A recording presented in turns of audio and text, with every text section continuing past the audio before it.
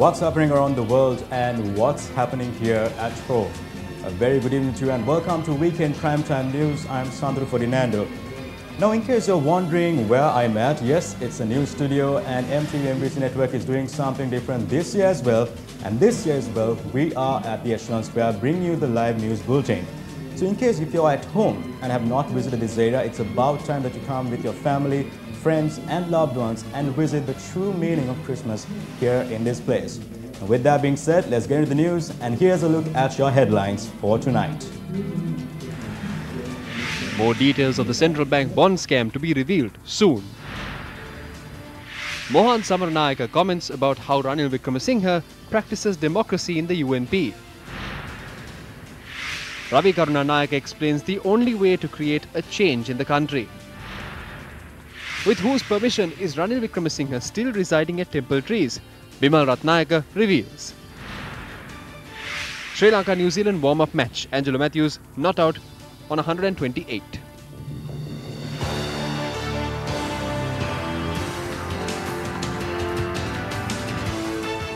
Now, many are talking about the news here at home about the Prime Minister. Well, talking about that lines, the Janata Vimukti Peramuna convened a media briefing today. And here are the questions the journalist prompted.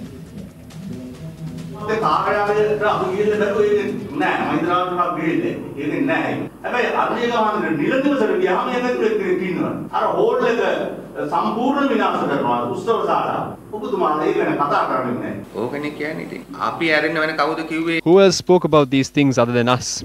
My problem is as to how Ranil Wickremesinghe still manages to be there. 2 or 3 weeks ago, a state minister of the United National Party said that Mahinda Rajapaksa has told Ranil Wickremesinghe to stay where he is, as it will not be a problem. So as far as we know, Ranil Wickremesinghe is in Temple Trees and every other benefit with the approval of Mahinda Rajapaksa.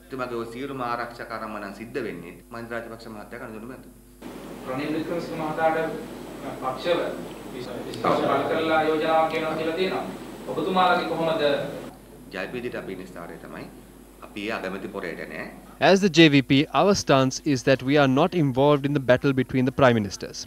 If they forward the motion on the 12th, we will see its result. As I mentioned before, we are not a part of the battle of Prime Ministers or to build governments.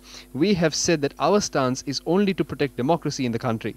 Forming a government is the duty of the parties that show the majority. It is not our duty.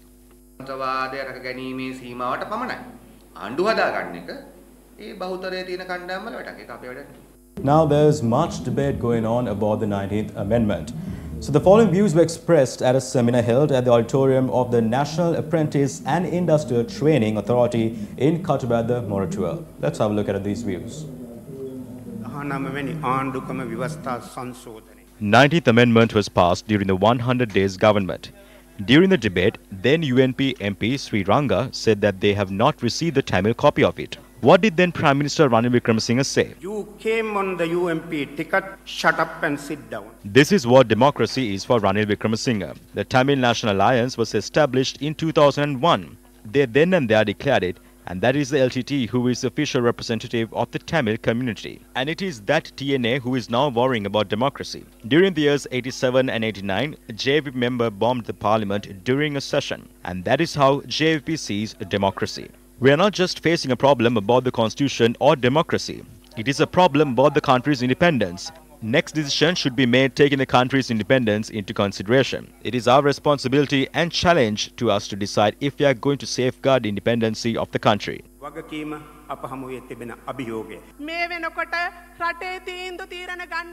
Since there's no cabinet to take any decision, now the public officers are in a situation where they will not make an unsuccessful decision. Because of this unstable situation, all foreign tours are cancelled in Sri Lanka.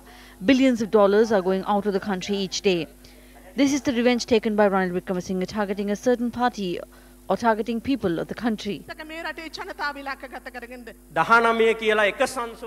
If the country suffocates from the 19th Amendment like this, think about if these people draft a constitution, what will happen? At least if they can't draft a new constitution, they try to bring a 20th Amendment. If not, they are trying to re-establish the 13th Amendment itself. Now, distribution of uniforms and school equipment for students of the low-income families in Colombo district took place in Pradipal in Malagatha today. The event, which was organized by the Mohammed Akram Foundation for the 26th, was graced by parliamentarian Ravi Kananayaka and Western Provincial Councillor Susil Kindalpitiya.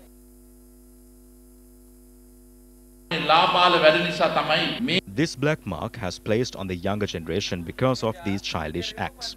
We have a responsibility to take it back to the right track. One of my political leaders, Lalit Atulat Mudali, always spoke about what is right and not who is right. It wasn't based on how he looked. What enriches the country is if we think of a new way for Sinhalese, Tamil, Muslim and Burghers to live happily. That is what will create a change. When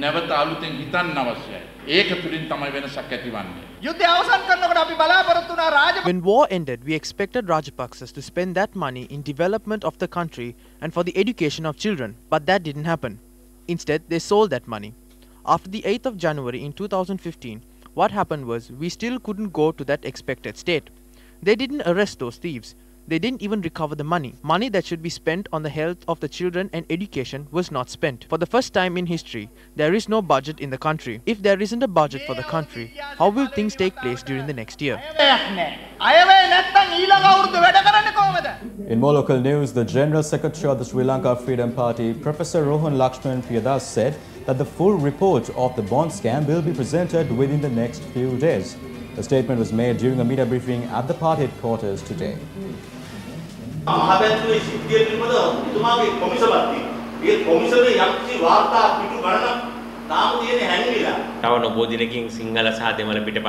Sinhala and Tamil copies will be published soon. Read the entire thing, and if you want to, publish it in parts. Many things will be revealed through this. Journalists will have a lot of work. The President, together with the party activists and politicians, decided to create an alliance during the Central Working Committee yesterday. You know that after the President took this decision, people welcomed this decision by making milk rice and lighting firecrackers. By this time, the people of the opposition have placed their confidence in foreign ambassadors. Former President Chandrika Bandana Kumathunga participated at an event held at BMRCH in Colombo yesterday. Afterwards, journalists questioned the former president on the current political situation in the country. Madam, no comment. Madam,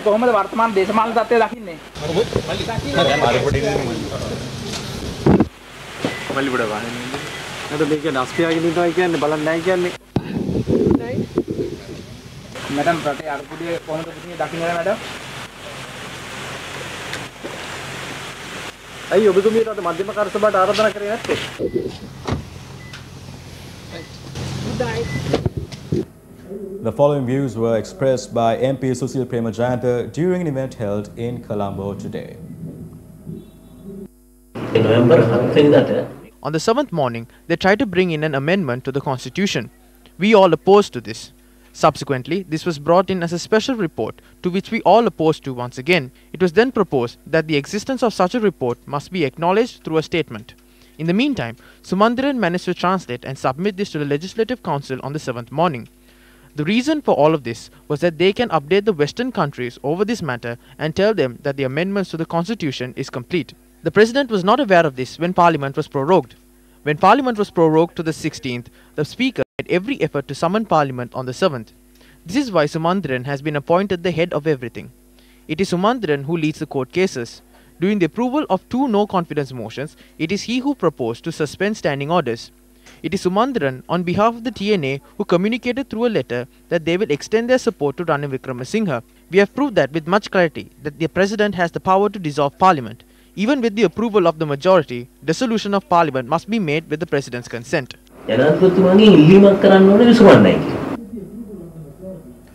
Now speaking to Newsfirst, COO of the Advocate Institute, Dhananath Fernando, commented on Sri Lanka's foreign debt servicing schedule for the next 4 years. The foreign debt servicing schedule of Sri Lanka is quite mounting up for the next 4 years. For instance, in 2019 we have to pay about 4.2 billion US dollars. In 2020 we have to pay 3.6 billion US dollars. In 2021 we have to pay 3.3 billion, and 2022 we have to pay 3.7 billion. Overall, it's about 15 billion US dollars. While there are massive amounts to be paid as debt repayments, foreign investors continue to exit from stocks and bonds. Even though the Sri Lankan rupee ended firmer yesterday due to an inward dollar remittance, foreign investors continued to bail out of local stocks and bonds. Foreign investors sold a net of 17 billion rupees worth of government securities in the week that ended the 5th of November, the highest weekly net outflow since the third week of February 2017. The stock market had a net foreign outflow to the tune of 929.1 million rupees this week. If you look at the foreign outflows of Sri Lanka, it has hit a record high since February, based on the outflows from the foreigners basically on the government securities. In the meantime, the stock market is also, what we see is the foreigners and the people are selling their stocks, and the amounts that is outflowing from the stock market is also quite high. Still continuing in local news, the construction activities of the new bridge built in parallel to the Gini-Pettipalema in Polonnaruwa was inspected by President Maithripala Sirisena today. Now this will be constructed under the Pibidemu Polonnaruwa program. The bridge located at Vijayabapura in Polonnaruwa area carries water to the farms from Parakrama Samudra. The construction of the bridge commenced in September last year under the patronage of President Maithripala Sirisena. The estimated cost of the project is 250 million rupees. President Maithripala Sirisena, who visited the construction site today, has instructed the engineers to expedite the construction work. Meanwhile, the president, who arrived at the Nisanka Mallapura Sri Vijayarama Viharya in Polonnaruwa, called on the Mahasangha and had a cordial discussion. The president's media unit said the president also inspected the construction activities of the Chaitya at the Nisanka Mallapura Sri Vijayarama Viharya. Mahinda Rajapaksa arrived at the Rukmalgama Sri Dharma Vidyalokama Viharya in Kottava and obtained blessings. Mahinda Rajapaksa arrived at the Viharya this morning. He then called on the chief prelate of the Kalyani Samagri Sangha Sabha of the Sri Jayawardhanapura chapter of the Shyamapali sect, Most Venerable Ittapani Dhammalankara Thera, and obtained blessings.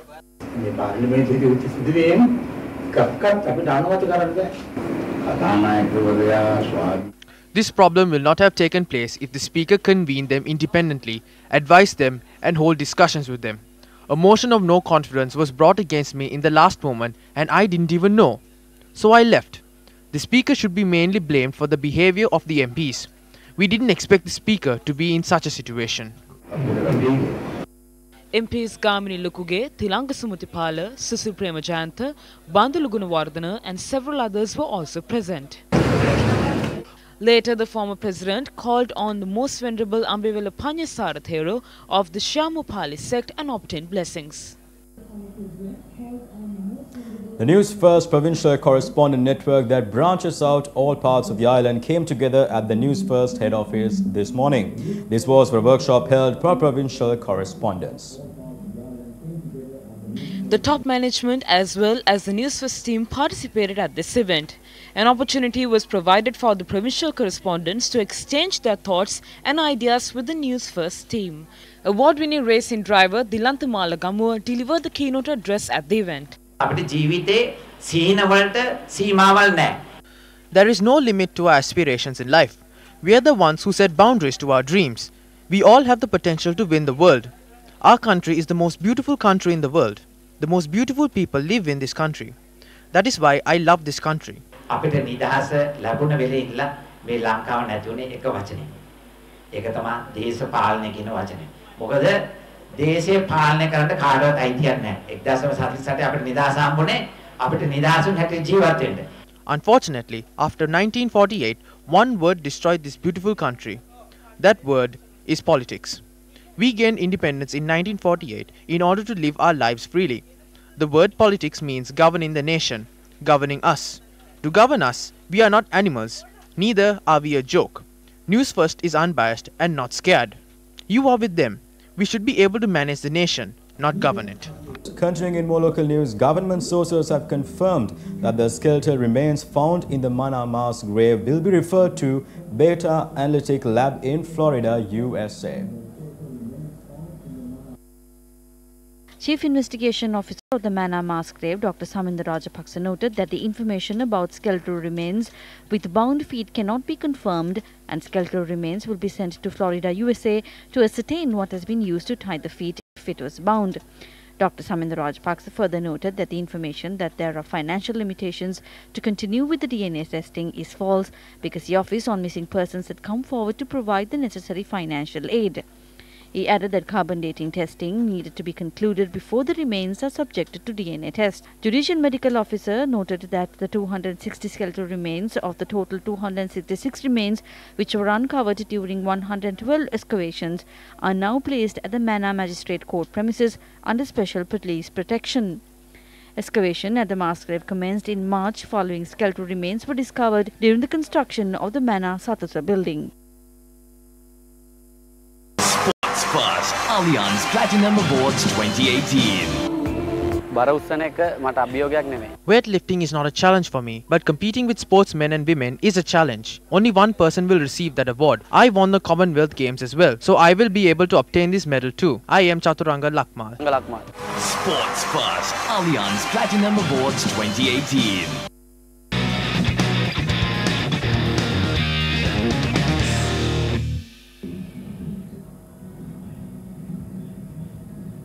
And now in a sports roundup, Angela Matthews scored a century today at day 3 of the practice match between Sri Lanka and New Zealand. We have more details on this story and many other sports news from Sports Roundup.